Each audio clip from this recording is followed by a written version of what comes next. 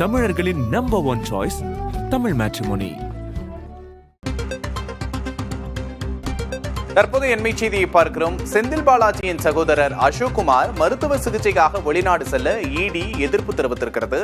9 முறை சம்மன் அனுப்பியும் ஒரு முறை கூட அசோக் ஆஜராகவில்லை என்று அமலாக்கத்துறை நீதிமன்றத்தில் தெரிவித்திருக்கிறது. இதய சிகிச்சை மேற்கொள்ள அமெரிக்கா செல்ல அனுமதிக்க கோரி அசோக் நீதிமன்றத்தில் மேல்முறையீடு செய்திருந்தார். முடக்கப்பட்ட சொத்துக்கள் அமெரிக்காவில் எதுவும் இருக்கிறதா என்று இந்த விவகாரம் தொடர்பாக உயர்நீதிமன்றம் கேள்வி எழுப்பியிருக்கிறது. மருத்துவமனையின் பெயர், விமான டிக்கெட், தங்குமிடம் விவரங்களை தாக்கல் செய்ய அசோக்குக்கு நீதிமன்றம் உத்தரவையும் பிறப்பித்திருந்தது.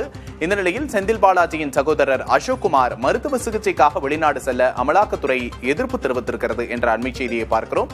காரணம், 9 முறை சம்மன் அனுப்பியும் ஒரு முறை கூட அசோக் ஆஜராகவில்லை என்ற காரணத்தையும் அமலாக்கத்துறை தெரிவித்திருக்கிறது.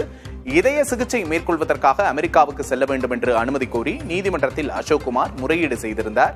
இந்த நிலையில் அமலாக்கத்துறை அதற்கு எதிர்ப்பு தெரிவித்திருக்கிறது. தமிழர்களின் number one choice Tamil matrimony.